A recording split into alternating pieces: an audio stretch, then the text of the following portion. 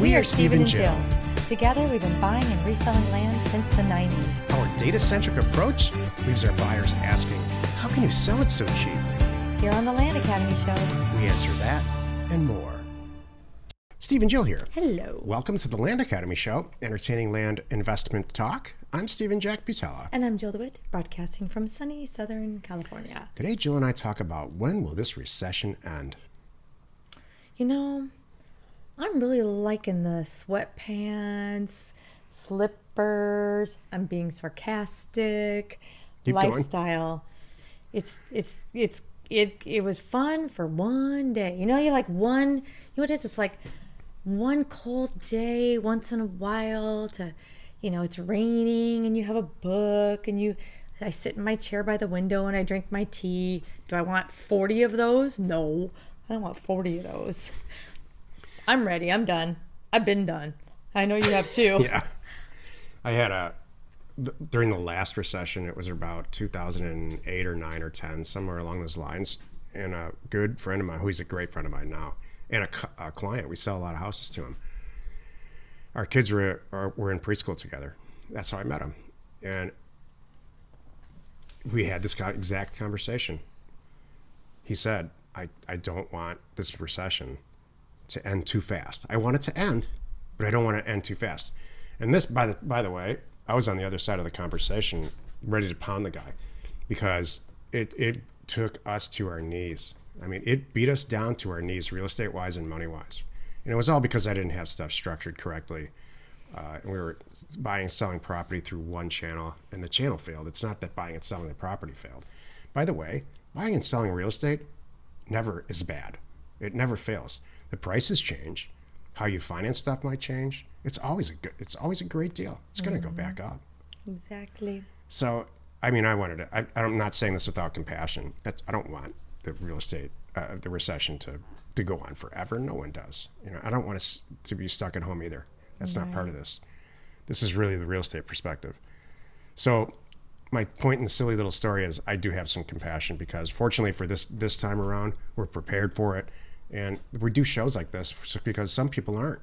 Some people aren't prepared for it. We're here to help so this doesn't happen again, or so you can make the best of this one. Mm-hmm. That's why we have multiple channels of for access to capital. If you've got a great real estate deal, I'd love to hear from you. Mm-hmm. You know, and so that's going on in land investors right now. Mm-hmm. A lot. Uh-huh. They're like, bring the deals. We've been waiting. I know. Yeah. So before we get into it, let's take a question posted by one of our members on the landinvestors.com online community. It's free. Rebecca wrote, what percentage are you offering on land and houses? Looks like I repeated the question. Apparently you did. I was going to say, God, I'm sounding like a weird deja vu. All right, let me make up my own question. Yeah. All right, here's my question. I just got in. Jill wrote...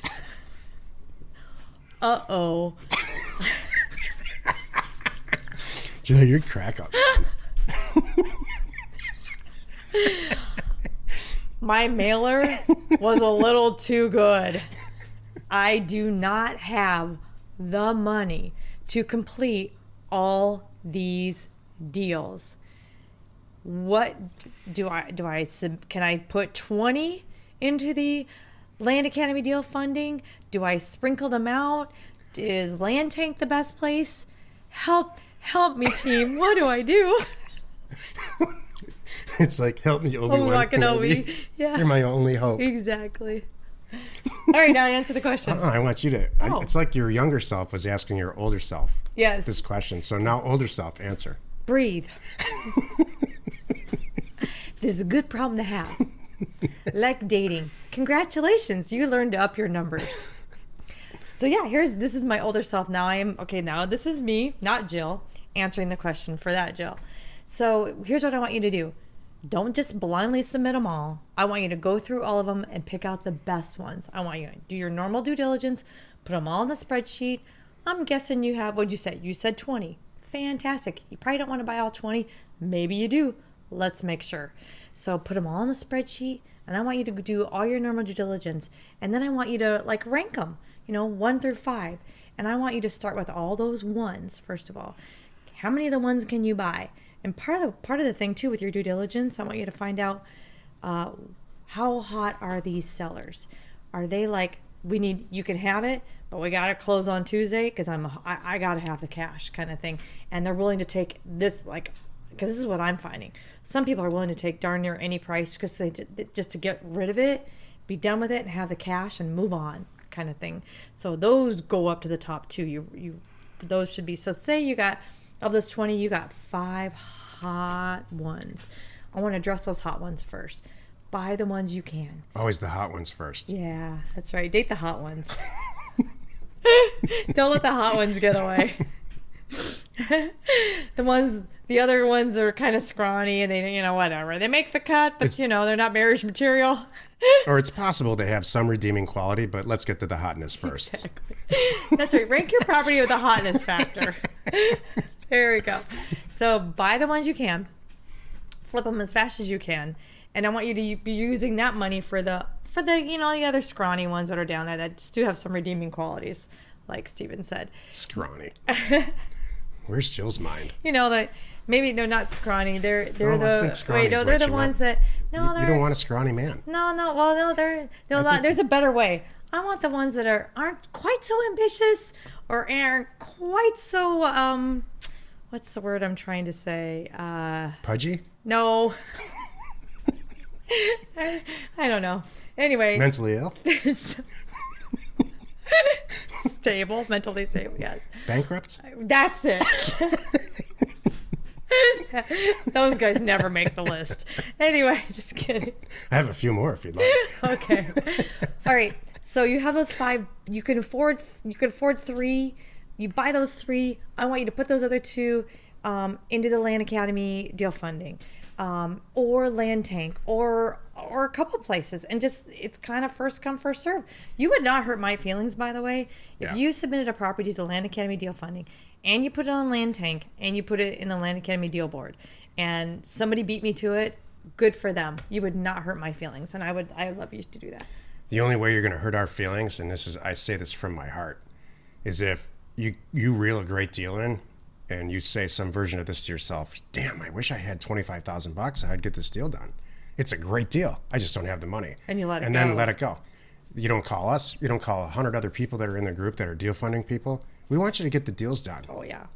That's what this young Jill to old Jill self really means. Mm-hmm. Don't let any deals go to waste because because you don't have the money. And so there's 3 places right there. One is us, which is Land Academy Deal Funding, and you find it on landinvestors.com. By the way, you don't even have to be a member. So if you're listening to this show and you're in this business, you're not a member of ours, and you're like, I got some deals that meet that criteria. We got to fund these babies. Submit it, because I do deals with people that aren't members too. No, like you said, no good deal should go to waste. I don't care who you are or where you found it.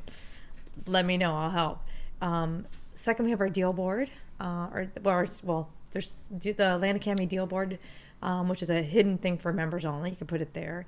And then the third one is Land Tank. You can put it on there. And somebody else in our community very well will grab it. And every time I go to Land Tank and I talk about Land Tank, there's nothing available because it gets snatched up. So it's pretty fast. Yeah. If it's a good deal, it's going to be fast. Properties that we get in for deal funding for us fall into one of 2 buckets. Number 1, the people who submit them are just checking to see if it's a good deal. That doesn't make us smile very much. In fact, it's a bunch of work. Yeah. And people have 100 reasons to do that. What we want to do are great deals. I say it hasn't happened very much lately, so I really appreciate that. No, the word got out. So, and I'm really glad. Good. I know those of you submitting deal funding, you're really doing your homework for me, and I appreciate awesome. that. I didn't know they that. Submitted books, to make sure that it's good and it's right. Job. Oh yeah. They're not using it as a temperature check. They're Good. looking at it like, let's get this done. So. It's Jill's way of saying, please move on. Thanks. Today's topic: when will this recession end? This is the meat of the show. Recessions are when all the economic indicators are down versus before when they were up. So it's kind of a sine wave or, an acoustic wave. There's a 1,000 ways to look at this, but every single thing's a cycle. There's good years and bad years. You personally have good years and bad years, good weeks and bad weeks, depending on who you're married to, good minutes, days bad and bad minutes. days. It's just a cycle. People get pounded by recessions when they have a single point of failure in their life. And so if I've always long said, I just don't think it makes sense for most people in this country, especially the way the world is now, or the way our country is now, the internet is, to have a single point of failure with revenue. So if you have a job and that's your only source of income, I'm not sure that's the best idea, safest idea for you or your family or whatever. So go ahead, Jill. Well, you can come back. Here's my thing too. I'm just thinking, even if that's the situation that you're in, you don't have to give up. Your hands are not tied. I'm sorry if I'm saying this too soon in the conversation, but I'm thinking about this is good helping. This is hurting. Hands down, people are losing businesses. There are people losing their way of putting food on the table. Their lifestyles are going to change, but it doesn't have to be forever. You can come back. We happen to be in the business of buying undervalued real estate in good times or bad times. Right now, it happens to just be cheaper than it is in good times. So yeah, Jill's exactly right. I'm not saying this without compassion. And if it makes you feel any better at all, I was exactly in the just about bankrupt situation in 2008, 9, and 10. So, and we got it together. Jill and I got it together and started buying and selling houses. We were doing it with land forever and still do it, obviously, do both now. There's ways out of it. She's exactly right. So I don't say this without compassion, but I knew this was going to happen again. So I had 10 years to plan. I thought it was going to happen in 2017. Fortunately, I was wrong. So when will this recession end? To answer the direct question, this is going to be a lot shorter than the last one because it came out of nowhere, number one. And number two, for people in real estate, it's probably going to be relatively short. And I say that truly, relatively, than last time because the demand for houses and housing is so pent up.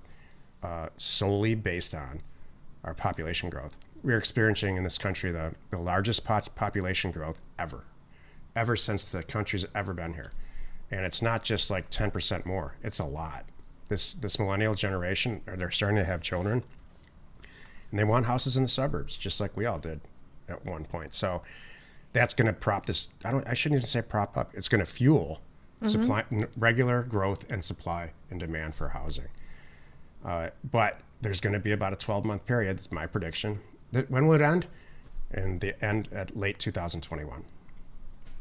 And so we have a lot of real estate between now and then to buy and resell. Mm-hmm. We're not here to buy and hold.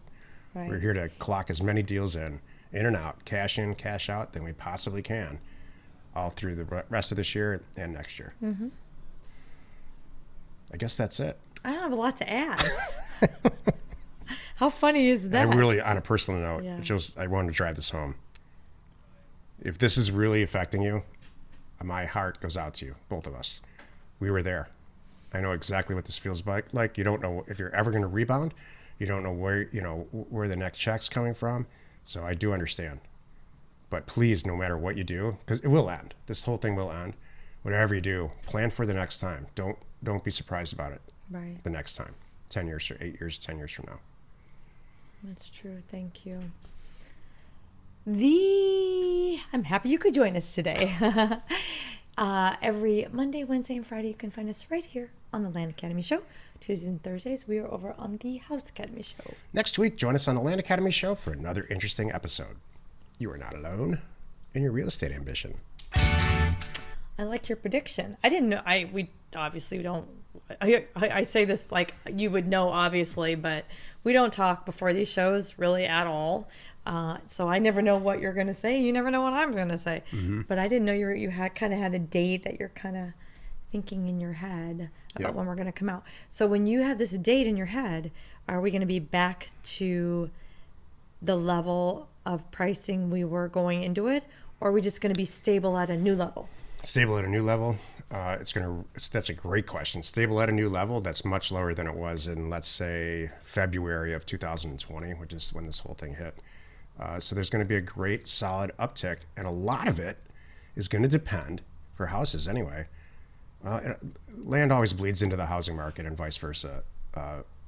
on mortgage, how easy it is to get loans, and the confidence that lending institutions have. Right now, they have none.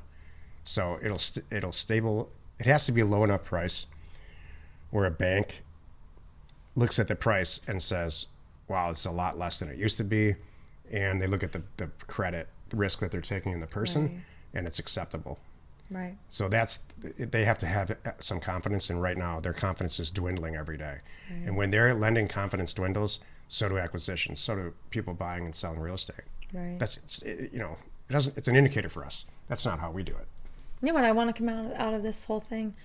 I just want it to be that every, 25, 30, 35-year-old, I want to be able to afford to buy a house.